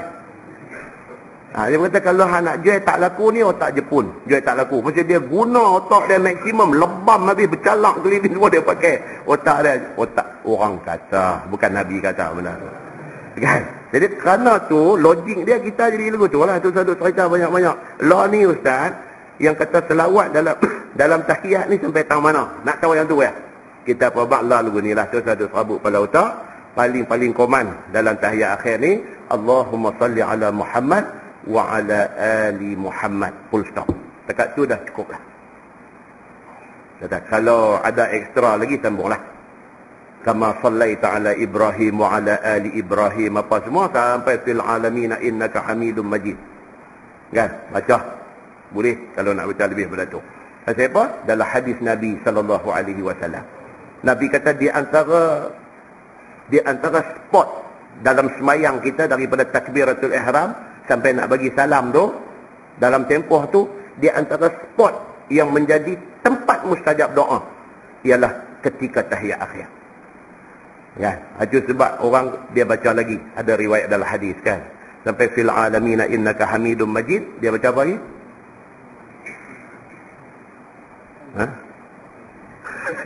Tak pernah baca, tak payah abang, tak pergi sakit kepala pula. Kan, begitu. Tapi itu spot mustajab doa. Kalau kita nak ingat apa-apa hajat kita dalam masa itulah, di antara tempat mustajabnya. Baik. Kemudian dia kata masalah selawat ke atas al. Siapakah al itu? Alif lam tu al. Kan macam kita tengok dalam Quran surah Al-Baqarah. Al-Baqarah tu bukan al ni. Surah Ali Imran. Ali Imran tu bukan al macam Al-Baqarah. Al dalam Al-Baqarah tu dia menunjukkan nama khas, ataupun dalam bahasa Arab dia kata ma'rifah, nama khas. Sekolah nama am, sekolah itu nama khas. Sekolah nama am, sekolah Al-Irsyad nama khas. Jadi kalau Baqarah lembu, Al-Baqarah lembu itu dia sudah jadi khas.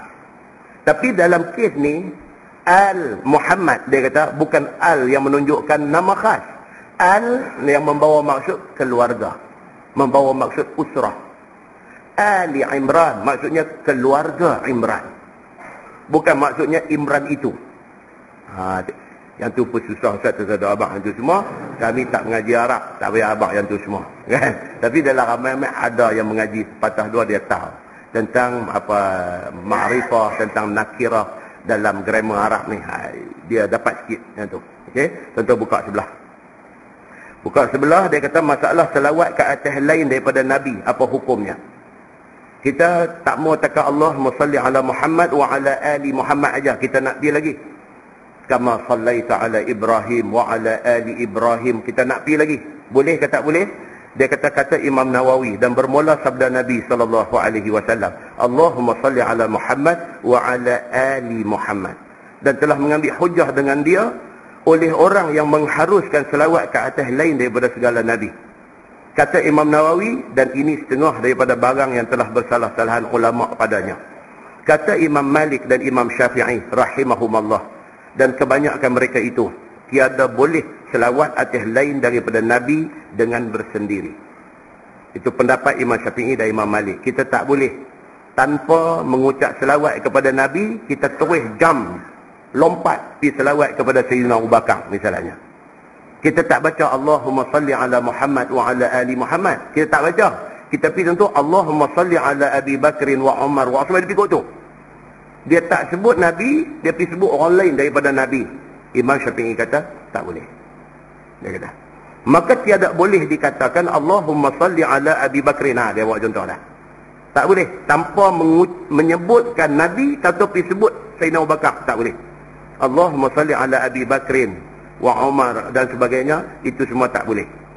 Dan tetapinya boleh selawatkan ke atas lain daripada Nabi sekiranya menurutnya. Kita dah sebut dah Allahumma salli ala Muhammad, kita sambung hak lain tak apa. Wa ala ali Muhammad, dan keluarga Nabi Muhammad. Dan kepada siapa lagi, itu tak salah. Tapi kena sebut Nabi dulu. Maka boleh kalau kita nak kata Allahumma salli ala Muhammad wa ali Muhammad wa ashabihi wa azwajihi wa zurriyatihi. Tu dia karang. Dia karang tu pendapat dalam fiqh. Dia kata kalau nak sebut hak lebih tu kena sebut Nabi dulu, baru boleh karang hak lebih tu.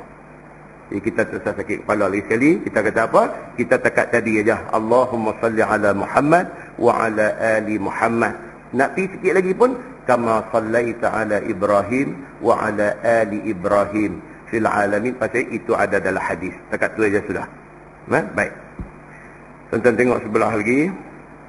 Tu dia ulang-ulang tu selawat Nabi yang tidak berbaca pada tahiyat akhir, apa hukumnya tu, ulang dah tu. Selawat Nabi tiada betul bacaannya apa.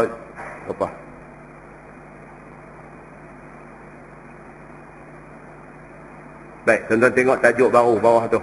Bab fi fadli salah ala Nabi sallallahu alaihi wasallam.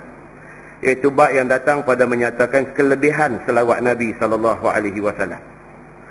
Dan telah datang beberapa hadis yang dikeluarkan oleh Imam At-Tirmizi menunjukkan kelebihan selawat atas Nabi sallallahu alaihi wasallam. Hadis dia an Abdullah bin Mas'ud anna Rasulullah sallallahu alaihi wasallam qala, diriwayatkan daripada satu sahabat Nabi sallallahu alaihi wasallam yang masyhur namanya Abdullah bin Mas'ud radhiyallahu an, bahwasanya Nabi sallallahu alaihi wasallam bersabda, aulan nas bi yaumil qiyamah aktsaruhum alayya salah. Itu Nabi sebut. Apa dia? Bermula orang yang paling aula di kalangan manusia dan paling hampir kedudukannya dengan aku dan dengan syafaat aku pada hari akhirat ialah orang yang banyak berselawat ke atas aku. Itu dia. Kelebihan. Dia ada satu ustaz, dia ustaz lah ni. Tuan-tuan boleh masuk tengok YouTube. Allahumma salli ala Muhammad. Nama apa ustaz tu? Mudir Darul Hadis. Dia ustaz ni. Lupa dah nama dia. Dia ni dia mengajar, masuk tengok dalam YouTube tu. Saya ingat every 3 minutes, every 5 minutes, Allahumma salli ala Muhammad wa ala ali Muhammad. Zainal apa nama dia? Zainal apa? Ada satu. Tuan-tuan balik. Zainal apa ke? Dia ni. Allahu Akbar, tuan-tuan. Bagus dah. Orang muda lagi. Saya tanya depa di Masjid Sultanah Bahiyah ni, berita umur baru 42. Apa nama? Zainal Asri. Nama dia Ustaz Zainal Asri. Mudir apa, mahad apa, hadis apa agak dia ustaz ni. Bagus. Orang bagus. Tuan-tuan saja masuk YouTube tengok kan ustaz macam ni, bagus. Dia duk mengajar ni, dia tertib mengajar. Dan orang ni kelihatan sangat berilmu mengajar kan. Dia mengajar. Allahumma salli ala Muhammad wa ala ali Muhammad. Sambung mengajar. Allahumma salli ala Muhammad wa ala ali Muhammad. Cantik lah dia. Satu. Kemudian depa dialog ustaz beritahu kata dia buka itulah apa Darul Hadis ke apa ke satu pusat pengajian dia buka. Ada satu orang perempuan pergi bagi derma 100 ribu ringgit. Tanya pasal apa? Pasal syok ustaz duduk selawat. Dia tu selawat yang ustaz tu duduk sebut. Dia sebut ni tuan-tuan tak nampak orang Arab dia kata tasannu' daripada perkataan sana'a. Sana'a ni maksud buat. Kalau kelang ni dia panggil masna'. Kelang dia panggil masna'. Sana'a buat. Tasannu' maksudnya buat-buat. Kan? Setengah orang dia buat-buat. Dia buat-buat. Dia portray image dia bagi dia buat-buat. Dia tak macam tu sebenarnya tapi dia buat-buat. Tasannu'. Ustaz ni dah ikhlas dia. Nampak tak tahu tapi kita tengok tu dia rasa di hati kita keikhlasan dia tu kita boleh rasa. Itu kita syok. Kan? Dia ada ciri-ciri ulama yang amilin, ulama yang beramal dengan ilmu dia. Kan? Saya tak pernah jumpa dia, saya tak pernah sembang dengan dia. Saya tengok YouTube dia saja, saya tahu dia orang baik. Dia orang bagus. Itu kata ada satu orang pergi bagi cek sekepin 100 ribu ringgit. Pasal syok. Apa kemuliaan yang Allah bagi dekat dia. Nah, muslimin dan muslimat yang dirahmati Allah sekalian. So rupa-rupanya yang kata selawat ni Nabi kata apa? Aulan nas bi yaumal qiyamah aktsaruhum alayya salah. Nabi kata orang yang akan menjadi kanan di sisi aku di hari akhirat esok ialah orang yang masa atas dunia dia banyak selawat kepada aku. Dia kata. Baik. Kemudian selawat Nabi dan pahalanya telah dikeluarkan oleh Imam At-Tirmizi hadis yang sahih pada menyebutkan balasan orang yang selawat Nabi itu. An Abi Hurairah radhiyallahu anhu qala Rasulullah sallallahu alaihi wasallam. Diriwayatkan daripada Abi Hurairah radhiyallahu an, sabda Nabi sallallahu alaihi wasallam pada balasan orang yang selawat kepada dia. Nabi bagi tahu ni apa balasan yang Tuhan nak bagi dekat orang yang rajin selawat kepada Nabi sallallahu alaihi wasallam. Nabi kata man shalla alayya salah sallallahu alaihi biha asyra. Ini hadis popular. Bila? Jumaat juga. Hari Jumaat juga hadis ni yang timai dan kita juga menjadi orang yang al-hafiz kepada hadis ini. Kan? Man shalla alayya salatan. Satu riwayat lain dia kata man shalla alayya marrah. Ada dua riwayat. Sallallahu alaihi biha asyra. Siapa selawat dekat aku sekali, Nabi kata Allah akan ucap selamat kepada dia 10 kali. Maksud dia apa? Sayangnya Allah kepada Nabi Muhammad tu. Sehingga kan siapa sayang Nabi 10 kali Allah sayang dia. Nah, itu maksud dia. Nanti kita sayang anak kita. Siapa jadi kawan baik anak kita, kita sayang dia sekali. Pasal apa? Dia sayang orang yang kita sayang. Dia macam tu. Allah subhanahu wa ta'ala dia sayang dekat Nabi Muhammad. Sayang Allah kepada Nabi Muhammad ni sampai apa? Sampai siapa sayang Nabi 10 kali Allah sayang dia. Ni hadis yang kita baca ni yang kita selalu duduk dengar hari Jumaat ni. Apa dia kata? Man shalla alayya salah sallallahu alaihi biha asyra. Siapa selawat ke atas aku sekali selawat, Nabi kata, nescaya selawat Allah ke atasnya dengan sebab dia selawat Nabi itu Allah selawat kepadanya 10 kali. Kata At-Tirmizi dan pada bab ini ada riwayat daripada Abdurrahman bin Auf dan Amir bin Rabi'ah dan Ammar dan Abi Talhah dan Anas dan Ubay bin Ka'ab, dan katanya lagi hadis Abu Hurairah itu hadis yang hasan lagi sahih. Hadis ni ada dalam Bukhari, ada dalam Muslim, yang sememangnya hadis ini duduk pada kategori hadis sahih. Begitu. Baik, masalah dia kata selawat Allah ke atas hamba tu makna apa? Kan kadang-kadang benda tu mai juga dalam pemikiran kita. Yang kata innallaha wa malaikatahu yusalluna 'alan nabi. Allah dan malaikat selawat kepada Nabi. Selawat tu apa dia? Allah selawat dekat Nabi tu, selawat tu apa dia? Ini dia kata selawat Allah ke atas hambanya itu apa makna dia? Kata Abu Isa At-Tirmizi dan diriwayatkan daripada Sufyan Ats-Tsauri dan ketiadaan seorang daripada ahli ilmi, berkata mereka itu bermula selawat Tuhan. Bermula yang dikatakan selawat Tuhan itu ialah rahmat. Rahmat ni apa tuan-tuan? Belah kesian. Itu maksud rahmat. Rahmat ni maksudnya belah kesian. Tu orang kata Allah yarham. Bila satu orang mati, kita kata dekat dia, Allah yarham. Allah rahmati dia ni. Rahmati dia ni, orang yang mati ni. Allah yarham. Allah yarhamah tak ada dalam bahasa Arab. Itu Melayu aja kata. Allah yarhamah tu tak boleh nak terjemah. Perkataan itu perkataan Melayu yang telah ditipu Arabkan dia. Betul ke perkataan tu? Ha?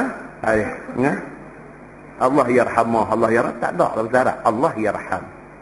Habis kepada orang perempuan, Allah yarham. Allah yarham, nama Polan bin Polan. Perempuan, Allah yarham, Polanah bin Polan. Yarham, grammar, dari segi grammar. Yarham tu, ya tu, dia takdir, dia huwa. Dia balik kepada Allah. Kalau nak cerita balik perkataan tu, jadi tak boleh sebut Allah yarhamah tu, tak kena. Laki-laki pun Allah yarham, perempuan pun Allah yarham. Pasti Allah rahmati dia. Kan? Mereka ubah balik, mereka kata Allah yarhamha pula. Mereka ubah tu. Bolehlah, yang tu boleh. Jangan kata Allah yarhamah saja. Allah yarhamha. Allah rahmati. Ha, tu balik kepada perempuan yang mati tu.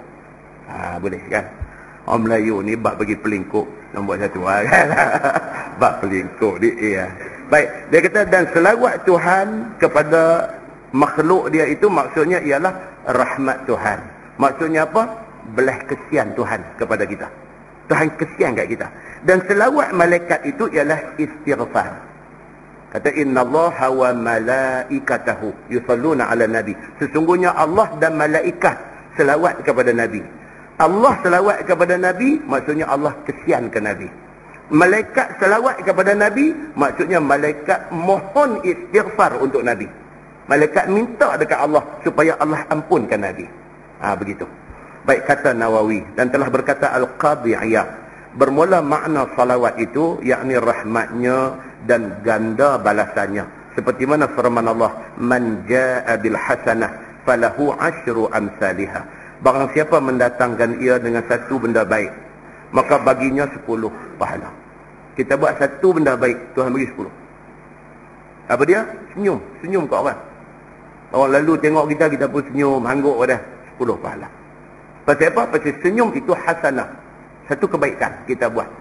Satu senyum tu asyru amsalihha. 10 pahala Tuhan bagi. Apatah lagi kebaikan yang lebih daripada tu. Kan semalam kita baca di Masjid Jelutong semalam ni. Cerita orang buat baik dengan orang buat jahat ni. Kan? Bila Nabi satu hari duduk dalam masjid, tiba-tiba masuk main sekumpulan A'raf. Dia kata, Badui masuk main. Keadaan Badui tu nampak susah mereka ni.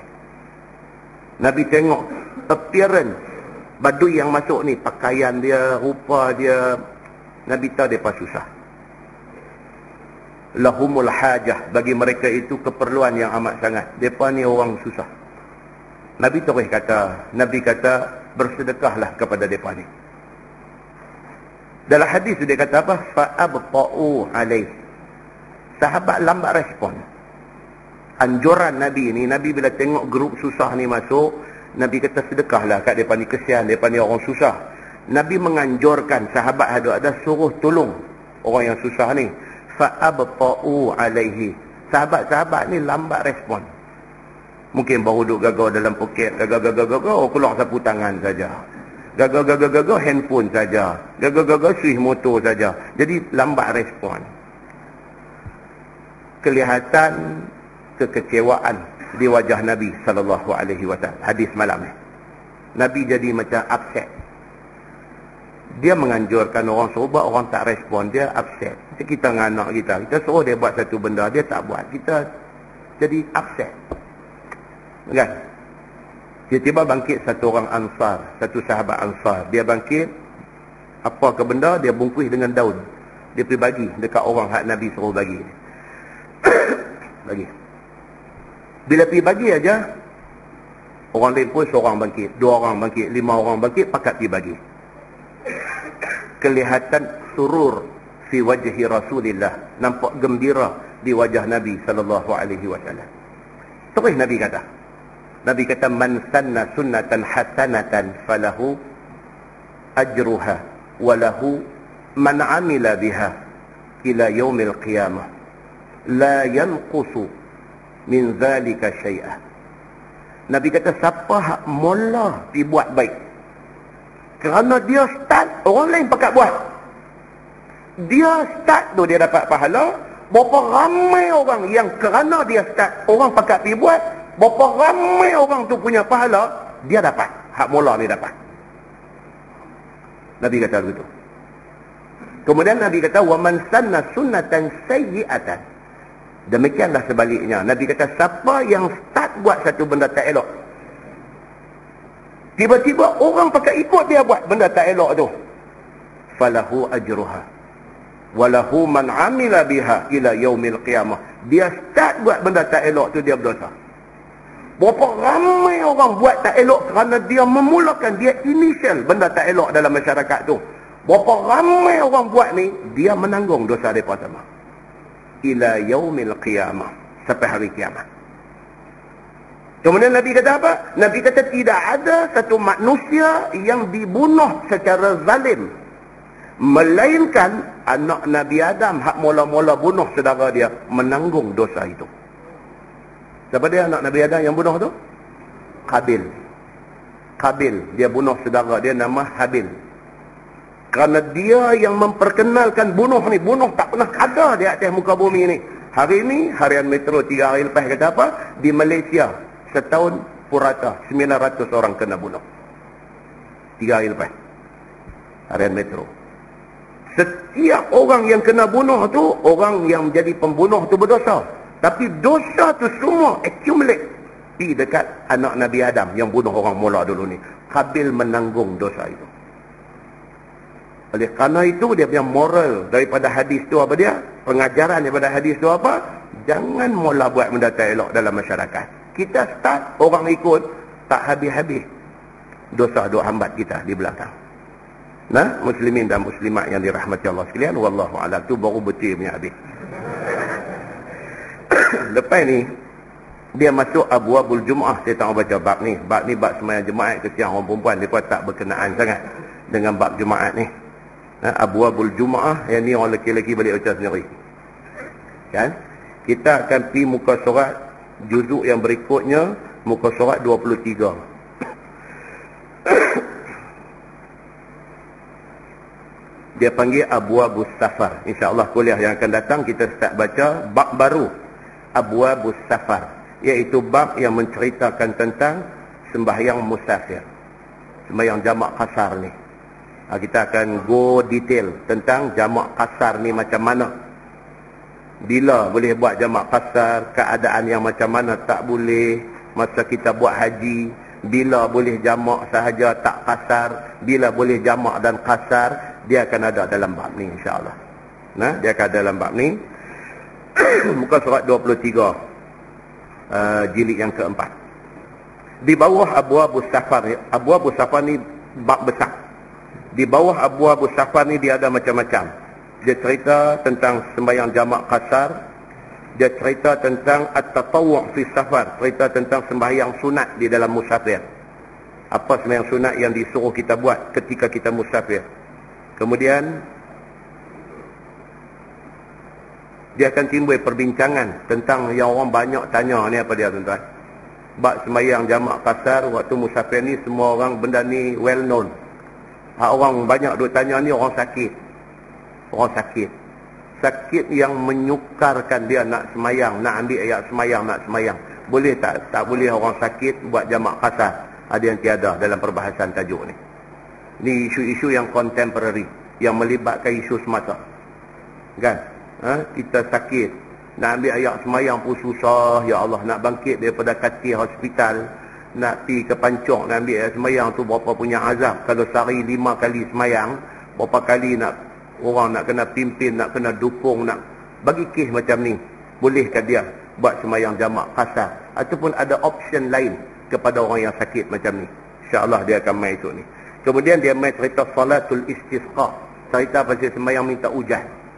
Dia main kemarau zaman Nabi kan, main kemarau zaman Nabi sampai mati bukan sikit, hidup-hidupan. Nabi sembahyang istisqa ketika khutbah. Ketika khutbah kan Nabi minta Ya Allah turunkan hujan, Ya Allah turunkan hujan. Baru dia sebut aja, tiba-tiba awan mendung mai. Hujan turun ru sehingga basah janggut Nabi sallallahu alaihi wasallam. Dia mai hujan pula, dia tak berhenti pula sampai seminggu. Tak berhenti sampai seminggu. Mai jemaah yang berikutnya pula bangkit satu sahabat, dia kata, ya Rasulullah, apa cerita ni sampai tak berhenti ni? Rumah pun runtuh. Rumah Arab zaman tu buat daripada tanah liat. Bila hujan lebat tak berhenti, dia lembek tanah liat tu dia runtuh. Ni apa ya Rasulullah, mintalah supaya hujan ni sudah-sudahlah. Kata banyak akal tu. Tak hujan, minta hujan, hujan terus stop hujan. Nabi minta. Dalam tengah khutbah tu Nabi minta, ya Allah, bukan turunkan hujan di sini, hawalaina wala alaina. Nabi kata turunkan hujan di sekitar Madinah, bukannya di Madinah. Serentak dengan tu hujan dia berhenti, dia pergi duduk keliling diturun. Tuan-tuan, kalau Nabi ada zaman kita tak tahulah. Mayang tak pergi kerja, duduk masjid aja kita ni. Betul kalau begitu? Wallahu a'lam. Pasal orang yang hidup zaman Nabi ada yang tak jadi macam tu. Ini soal hidayah. Iaitu lepas tu dia main tentang sembahyang kusuf, sembahyang gerhana. Kemudian cerita tentang sembahyang takut. Kemudian sujud tilawah. Ayat sajdah. Ayat sajdah bila kita baca bukan pagi jemaat saja. Kita duk baca Quran di rumah pun. Bila mai kita lintas ayat sajdah. Kalau dalam Mashaf Osmani dia buat tanda, dia buat garis di atas tu. Itu ayat sajdah. Bila sampai tang ayat tu, apa kita nak buat? Tutup Quran tak tepi, sujud. Sajada wajhiya lillazi ni, baca. Sujud sajdah dia panggil. Baik, dia mai pula di sebalik tu apa dia? Ancaman kepada orang yang saja tak mau sujud. Dia baca ayat sajdah, dia tahu ni ayat sajdah, dia dituntut supaya sujud. Walaupun tak wajib, tetapi dituntut supaya sujud. Dia saja tak mau sujud. Berlaku zaman Nabi SAW. Satu orang dia buat bantah. Mai tang ayat sajdah, Nabi sujud, sahabat sujud semua, dia tak mau sujud, dia jemput tanah. Dia jemput tanah, dia ambil buah di dahi dia. Dia tak mau letak dahi dia tu. Dia ambil, dia buah di dahi dia. Apa hadis tu kata? Hadis tu kata tidak lain melainkan dia mati kafir. Ancaman kepada orang yang sengaja tak mau sujud kepada Allah. Pasal apa? Pasal unsur-unsur takabur sombong ada pada dia. Ni tajuk-tajuk yang akan datang ni menarik kalau kita dengar. Banyak lagi kita nak tahu. Kemudian ayat sajdah. Adakah iqra' bismi rabbikal ladzi khalaq? Itu ayat sajdah. Wasjud waqtarib. Tu adakah kita dituntut sujud? Dia ada satu hadis mai bincang tentang benda tu. Kemudian yang tu nanti kita baca lah, dua baca ni tak habis. Ni tajuk yang akan datang, insya-Allah itulah tajuk-tajuk dia. Fi tasydid fi allazi yarfa' ra'sahu qabla al-imam. Tentang ancaman keras kepada orang yang dia bangkit dulu daripada imam dalam sembahyang. Imam duduk sujud tak bangkit lagi, dia bangkitlah. Imam tak rokok lagi, dia rokok dulu. Dia duk potong tu imam dari segi rukun fi'li, rukun perbuatan. Dia suka potong tu imam. Apa ancaman dalam hadis kepada orang yang macam ni? Ini benda ni kadang-kadang kan. Kadang kita kena tu imam sakit pinggang di mana-mana masjid kan. Allah, dia duk bunyi lagu tu, dia tak sampai lagi, kita sampai dulu dah. Kalau kita tahu, kita saja potong dia macam mana? Kalau kita tak tahu pula macam mana? Kan? Itu sebab takbir intiqalat imam ni biasanya tak panjang. Takbir intiqalat imam ni tak panjang. Yang panjang ni nutuk Bilal kalau Masjidil Haram, Masjid Nabawi. Hak panjang nu Bilal no. Allahu Akbar. Dia bunyi gitu kan. Tu imam sebut begitu kah? Nah, tu imam Allahu Akbar. Sami Allahu liman hamidah. Rabbana walakal hamd. Dia bunyi gitu kan. Tak gitu imam sujud Allahu Akbar. Pendek-pendek sebut. Hak panjang ni Bilal no. Takbir intiqalat itu sebenarnya tidak panjang. Panjang tu Bilal tu buat untuk nak maklum kepada hak ramai ni. Pasal jemaah dah 200,000 orang. Jadi perlulah ada kepada muazzin yang duk pi panjang-panjangkan benda tu. Tapi kalau kita jadi imam kepada jemaah kita biasa ni, imam ni takbir intiqalat dia tak panjang. Allahu Akbar rakaat, sami Allahu liman hamidah. Allahu Akbar sujud. Allahu Akbar. Tak payah Allahu Akbar nak sampai sujud tu. Kan? Tak payah lagu tu. Kan? Itu dia anti mai perbahasan tentang benda-benda macam ni. Kemudian fi rukhsah tu nak baca lagi juga. Sikit lagi fi rukhsah fi sujud ala thawb fil jar wal ba. Cerita sujud atas berlapik kain.